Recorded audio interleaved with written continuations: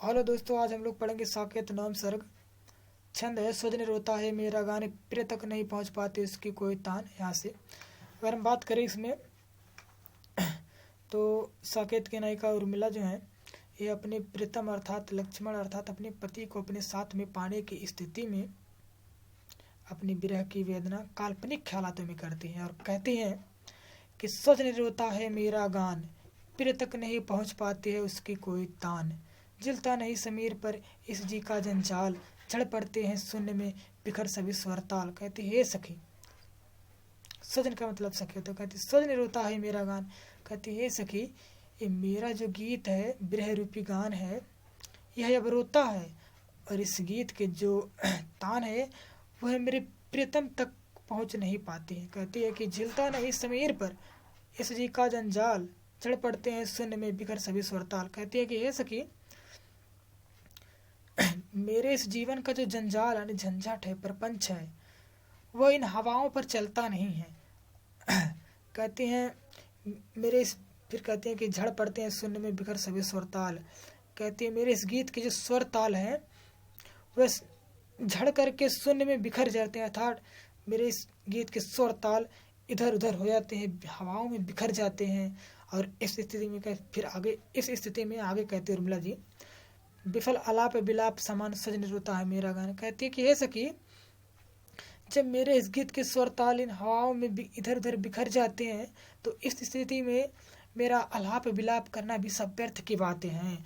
और हे सखी, ऐसे में ये मेरा जो गीत है यह रोता है। फिर आगे उर्मिला जी क्या कहती हैं, कहती उड़ने को है तड़पता मेरा भावानंद, उड़ने को है तड़पता मेरा भावानंद, उसे सॉरी कहते उड़ने को है तड़पता मेरा भावानंद, व्यर्थ उसे पुचकार कर फुसलाते हैं छंद। ओह, कहते हे सखी, मेरे अंदर के जो कहते कि हे सखी, मेरे अंदर के जो भाव रूपी अंदर है वह उड़ने को तड़पता है, लेकिन ये मेरे गीत के जो छंद है वो व्यर्थ है, यानी बेकार में उसे पुचका कर फुसलाते रहते हैं। फिर आगे कहते हैं कि दिलाकर पद गौरव का ध्यान सजन रोता मेरा गान। कहते हैं कि हे सखी, दिलाकर पद गौरव का ध्यान सजन रोता है मेरा गान। कहती है कि ये मेरे गीत के छंद है, मुझे पुचकार कर फुसलाते रहते हैं और पद और गौरव का ध्यान दिलाते रहते हैं। ऐसे में हे सजनी, हे सखी, मेरे जो गीत हैं ये अब रोते हैं। और आगे उर्मिला जी अपनी सखी से क्या कहती हैं, कहती है अपनी पानी भी नहीं रखता अपनी बात आँख, अपनी पानी ही नहीं रखता अपनी बात, अपनी ही आंखें उसे ढाल रहे दिन रात। उर्मिला जी कहती हैं कि हे सखी, अपनी भी पानी नहीं रखता अपनी बात, अपनी ही आंखें उसे ढाल रही दिन रात। कहती हे सखी, मेरे आंखों के जो आंसू है ये अपने ही दुख को नहीं छुपा पाता, अपने ही बात को नहीं छुपा पाता है, क्यों जो कि इसको मैं दिन रात लिए अपने आंखों में दिन रात ढोती रहती हूँ। फिर आगे कहती हैं कि जना देते हैं सभी अजान सजन रोता मेरा गान।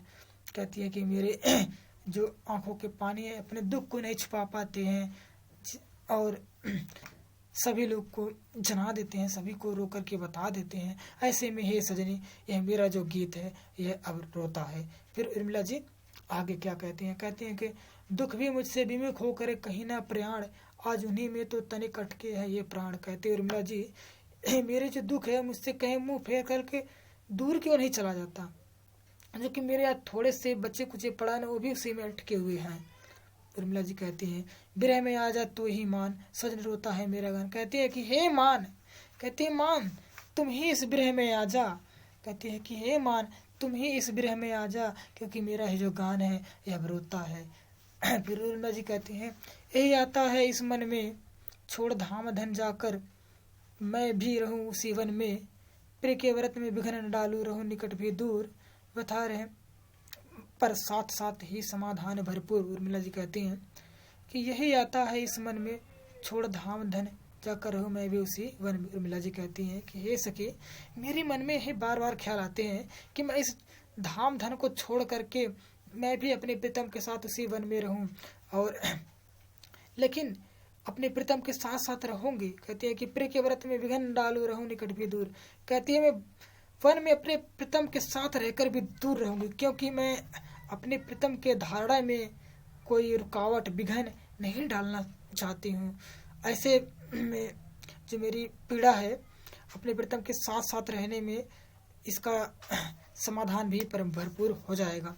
फिर आगे कहती हैं कि हर्ष डूबा हो रोदन में यही आता है इस मन में। उर्मिला जी कहती हैं कि हर्ष डूबा हो रोदन में यही आता है इस मन में। कहती है कि मेरे प्रीतम के रहने, मेरे साथ साथ रहने पे मेरे जो ये रोने की जो पीड़ा है, मेरे जो एक पीड़ा है, ये भी मेरे मुस्कुराहट में छुप जाएंगे, समा जाएंगे, मेरे आंसुओं में छुप जाएंगे।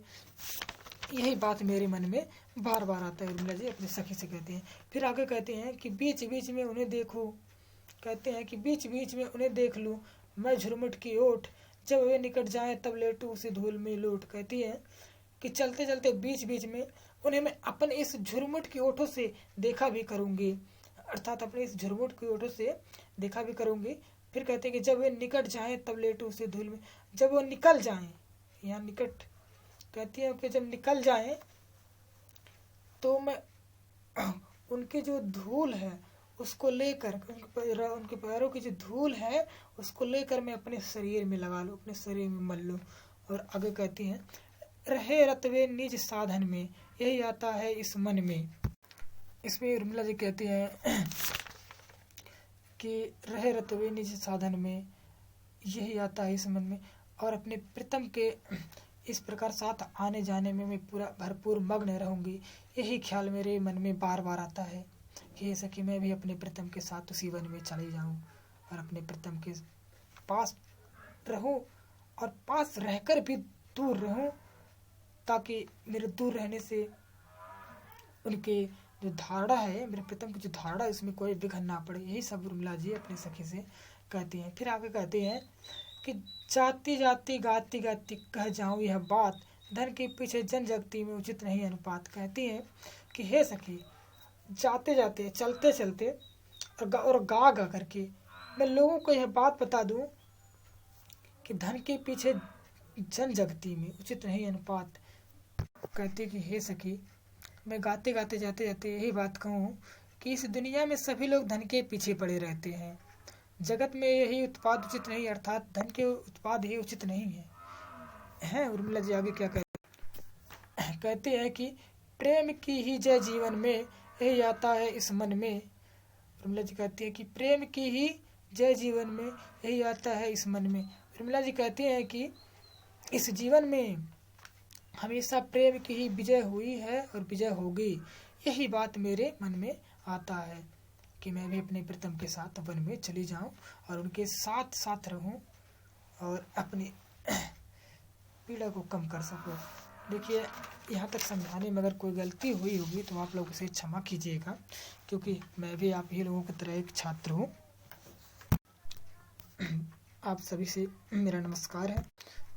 अगर कोशिश करूँगा अगला छंद है तो इच्छा है इन चरणों की रज में आप रमाऊं, इस छंद को भी मैं कंप्लीट कर दूंगा। तब तक के लिए नमस्कार साथियों। हेलो दोस्तों, आज हम लोग पढ़ेंगे साकेत नाम सर्ग।